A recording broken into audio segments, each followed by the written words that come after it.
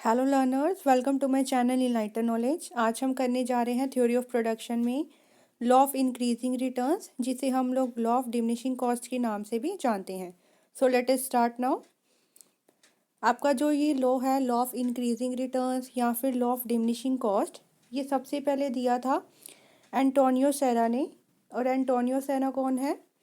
This is 17th century की economist है, जिन्होंने सबसे पहले ये कंसेप्ट को फॉरवर्ड किया था, लॉ ऑफ इंक्रीजिंग रिटर्न्स को। अकॉर्डिंग टू दिस लॉ, ये लॉ आप कहना क्या चाहता है कि अब देखो यहाँ पे नाम में देखो, इंक्रीजिंग रिटर्न मतलब हमें रिटर्न ज़्यादा मिल रहे हैं, कॉस्ट कम पड़ रही है, डिमिनिशिंग कॉस्ट।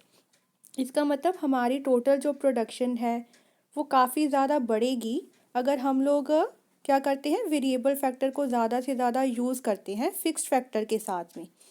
तो यही बताना चाह रहा है कि प्रोडक्शन एक कमोडिटी की बढ़ती है बहुत लार्ज प्रपोर्शन में than the increase in units of variable factor. मतलब वेरिएबल फैक्टर हम इतने नहीं बढ़ा रहे जितनी प्रोडक्शन बढ़ रही है, प्रोडक्शन में ज़्यादा इंक्रीज आ रहा है, वेरिएबल फैक्टर के यूनिट से भी ज़्यादा इंक्रीज आ रहा है। अगर लेबर का एक यूनिट इस्तेमाल कर रहे थे, अगर दूसरा कर रहे हो ना, तो प्रोडक्शन बहुत ज़्यादा उससे क्या हो रही है, बढ़ जाती है।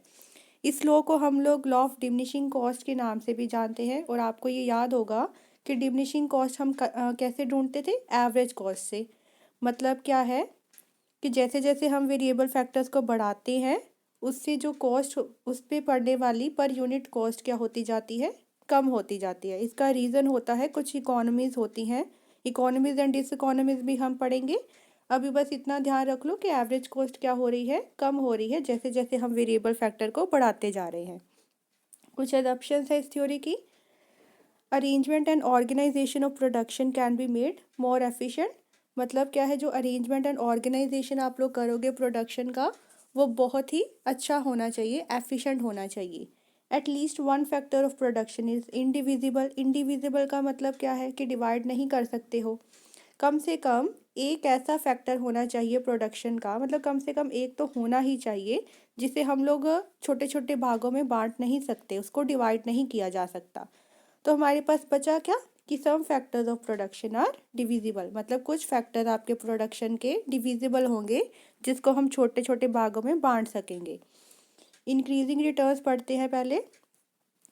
यूनिट्स ऑफ लेबर, यहाँ पे हमने क्या है, लेबर को वेरिएबल लिया है, कैपिटल को फिक्स लिया है। देखिए यहाँ पे लैंड क्यों नहीं यूज़ किया, क्योंकि जो हमारे इंक्रीजिंग रिटर्न्स होते हैं वो ज़्यादातर इंडस्ट्रीज़ में देखने को मिलते हैं, और इंडस्ट्री में क्या होता है, लैंड की थोड़ी इंपॉर्टेंस कम होती है। इसी वजह से यहाँ पे कैपिटल को फिक्स मान लिया गया है शॉर्ट पीरियड ऑफ टाइम में। तो 2 यूनिट्स हम लोग कैपिटल के फिक्स रखते हैं, लेबर को बढ़ाते जाते हैं, उससे टोटल प्रोडक्शन आपकी बढ़ रही है।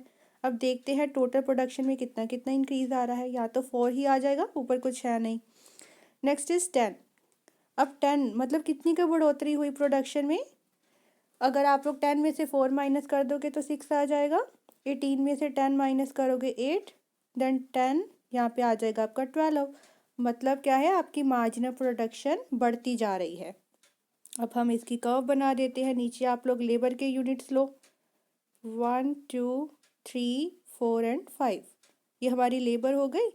और यहाँ पे मार्जिनल प्रोडक्शन के यूनिट्स ले लो, दो दो का फ़र्क डाल लो, 2 4 6 8 10 एंड 12। बस आप लोग कर्व में देख ही लोगे कि अपवर्ड स्लोपिंग कर्व ही बनेगी। लेबर के जैसे यूनिट्स बढ़ा रहे हो, 1 पे मार्जिनल प्रोडक्शन कितनी थी, 4, 2 पर आपकी 6 है, 3 पे 8 है। देखिए सेम सेम ही फ़र्क है, मार्जिनल प्रोडक्शन में दो दो का ही फ़र्क पड़ रहा है। ये लीजिए, ये आपकी बनेगी ऐसे, स्ट्रेट लाइन बन जाएगी। इसका मतलब क्या है, इंक्रीजिंग रिटर्न्स। जैसे जैसे आप लोग लेबर को बढ़ा रहे हो वैसे वैसे मार्जिनल प्रोडक्शन भी बढ़ती जा रही है। अब नेक्स्ट देख लेते हैं, इसका दूसरा नाम क्या था, डिमिनिशिंग कॉस्ट। मतलब कॉस्ट कम पड़ रही है। अब कॉस्ट को निकालते कैसे हैं, एवरेज कॉस्ट से निकालेंगे। इसका फॉर्मूला क्या होता है, टोटल कॉस्ट को अगर हम टोटल प्रोडक्शन से डिवाइड कर देंगे। तो टोटल कॉस्ट आपको दे रखी है 40। अब देख लीजिए यहाँ पे आपको दिया है cost of 1 unit of labour is ₹40। मतलब एक अगर लेबर रखते हो तो उसको आप लोग वेजेस कितने दे रहे हो, 40 रुपये। दूसरा रखोगे तो आपको 80 देनी पड़ेगी, 40 एक को, 40 दूसरे को, फिर 120 160, मतलब 40 40 का फ़र्क इस पर पड़ रहा है। टोटल प्रोडक्शन हम पीछे वाला टेबल ही लेकर चले हैं। एवरेज कॉस्ट निकाल लीजिए। 40 डिवाइडेड बाई 4 आपका आ जाएगा 10। 80 डिवाइडेड बाई 10 आ जाएगा 8। अब यहाँ पे आ जाएगा 6.66। 120 को 18 से करेंगे। 160 डिवाइडेड बाई 28 करते हैं तो 5.71। और 200 को 40 से डिवाइड कर देते हैं तो 5 आ जाएगा। अब देख लीजिए टेबल में ही कि आपके जो एवरेज कॉस्ट क्या हो रही है, कम हो रही है। लेबर यहाँ पे लिख दीजिए। यहाँ पे हम लोग लेबर के यूनिट्स लिख देते हैं 1 2 3 4 एंड 5।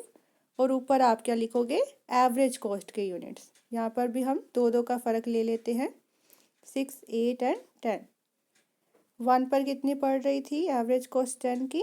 जैसे जैसे देखो लेबर को बढ़ा रहे हो ना, एवरेज कॉस्ट कम पड़ रही है, कॉस्ट आपकी कम होती जा रही है। 6.66 कुछ यहाँ पे आ जाएगा। यहाँ पे आ गया आपका 5.71। फिर आ जाएगा आपका यहाँ पे 5। अब ऐसे कुछ कर्व आपकी बन जाएगी। तो ये कर्व क्या है, एवरेज कॉस्ट दिखा रही है, डाउनवर्ड स्लोपिंग है। जैसे जैसे लेबर के यूनिट्स को बढ़ा रहे हो, एवरेज कॉस्ट क्या होती जा रही है, कम होती जा रही है। ये ज़्यादातर क्राइटेरिया आपको इंडस्ट्रीज में देखने को मिल जाएगा, क्योंकि लॉन्ग टर्म ऑफ पीरियड पे हमें क्या होता है, फ़ायदा होता रहता है जैसे जैसे हम यूनिट्स को बढ़ाते जाते हैं। आई होप आपको अब क्लियर हो गया होगा। अगर वीडियो पसंद आई उस चैनल को ज़रूर सब्सक्राइब कीजिए। Like share and comment and press the bell icon, ताकि हर वीडियो की नोटिफिकेशन आपको टाइम टू टाइम मिलती रहे। Thank you.